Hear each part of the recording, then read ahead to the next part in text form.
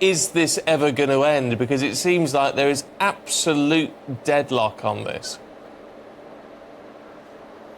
Well, there is deadlock at the moment. The government needs to make a move. They set the mandate for the train operating companies, who we are supposed to negotiate with, but in reality we're negotiating through the train operating companies to the government. So it's up to the government to come up with a formula where we can get on with some negotiating. The companies yesterday have invited us into talks next week. Hopefully we'll set that up, and we go into those talks with an attitude and a disposition to try and get an agreement. But there are some serious issues, as most people know now. We don't want to be on strike. We'd much rather be earning a living and running the service for the people who need to use it. So hopefully, if we can get a different mindset next week, we can get some progress. Every offer that has been put on the table, and I don't know whether realistic offers, in your view, have been. I mean, do you put those offers to your members, or is it you and others who are doing the negotiating who make up their mind whether it's acceptable or not? I mean, I think that's the big concern. Are your members actually being consulted all the way along the line? Our members are consulted very thoroughly. I go around the country. We have branch meetings all of the time, and any documentation that the companies have given to us in terms of offers or proposals, we have sent to our members. We send them immediately as soon as we get them, and they have voted 3 times now to take this action. So the last time we had a serious set of offers was back in April, which were not acceptable. Our members voted then to continue with the strike action at a rate of 9-1, and we complied with all the thresholds that the anti-trade union laws put in front of us. So our members are very informed about all of the details of all of the offers, and they have spoken 3 times that they want to continue this action, because what they would have to do is give up their jobs. A quarter of our station staff are going to be made redundant under the latest proposals to shut ticket offices and de-staff stations. And then they've got more plans on similar lines for catering staff, engineering staff and train crew. So every one of our members in this dispute has got a job at risk, hasn't had a pay rise for 4 years, and is threatened with their terms and conditions being chopped up and diluted. So our members are completely informed, they're committed to the dispute, and they'll be out taking the action again today. What's the big... I mean, is there one big stumbling block which has to be got across now? Because there's been all the talk about pay, offers have been made, they might not be exactly what you want, but is pay still the big issue, or is it about the conditions linked to those pay rises and things like the ticket offices? Pay isn't the major issue. The major issue for our members is that they're all being threatened with job cuts. They're all being threatened that their terms and conditions will be taken away. They won't be able to negotiate working practices and their working time and all the rest of it. So there are a whole host of conditions that have been put on to a very modest pay award. That's the best I can describe it. What we've been told we can have is 9% over 4 years. We haven't had a deal for 4 years, and all that's been offered is 9%, but we can only get that 9% if we agree to cutting thousands of jobs out of the system, to cutting back on the systems, the accessibility and the viability for many groups of travellers who won't be able to travel in the future. That's why disabled groups and visually impaired people and hearing groups and women's groups have been out so strongly in the last few weeks about the de-staffing of stations.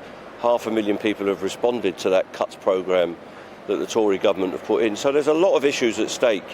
If there was a simple pay award available, we would have a look at it, but we've never been made a pay offer on its own.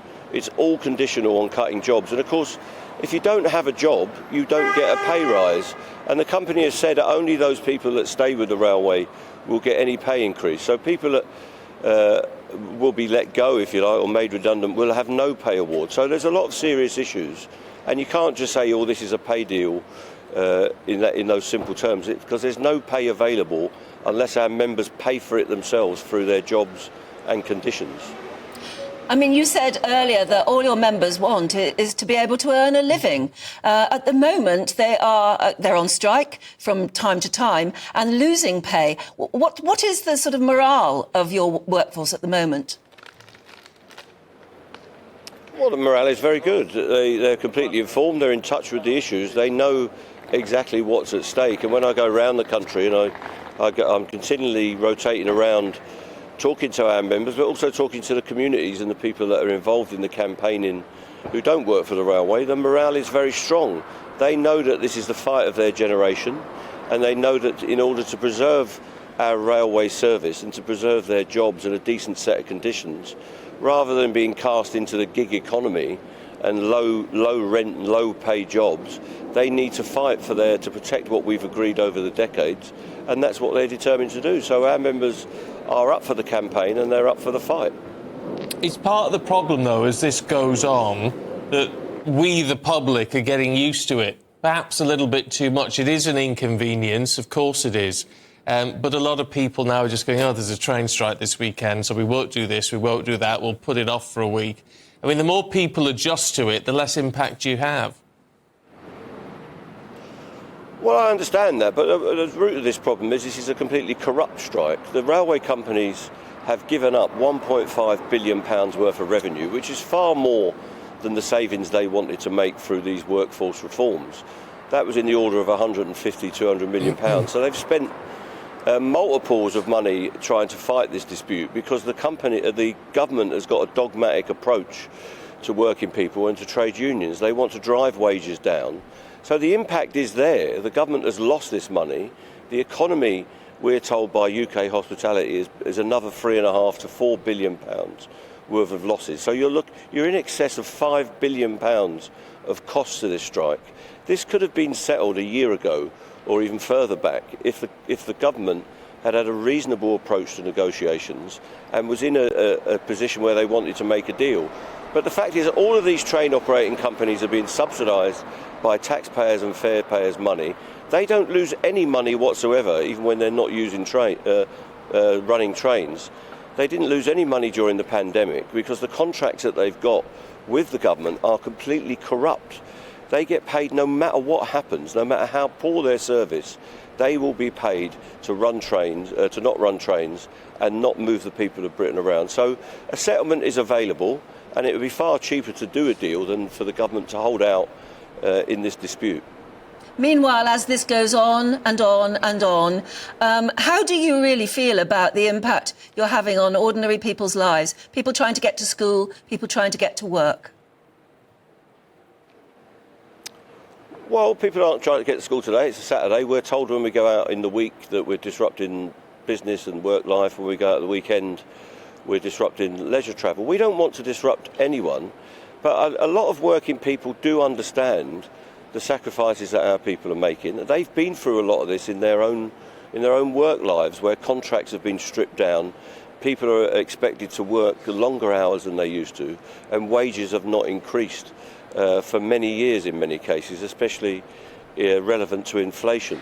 So we get a lot of support from the public. We get a lot of support from passengers who understand that the way that the railway is being degraded by these private sector operators and by this government is not as satisfactory. And that's similar in many public services. A lot of our services are underfunded, and that's in terms of what the workforce is paid, but also the state of the infrastructure, as we're seeing with this concrete scandal in schools and hospitals.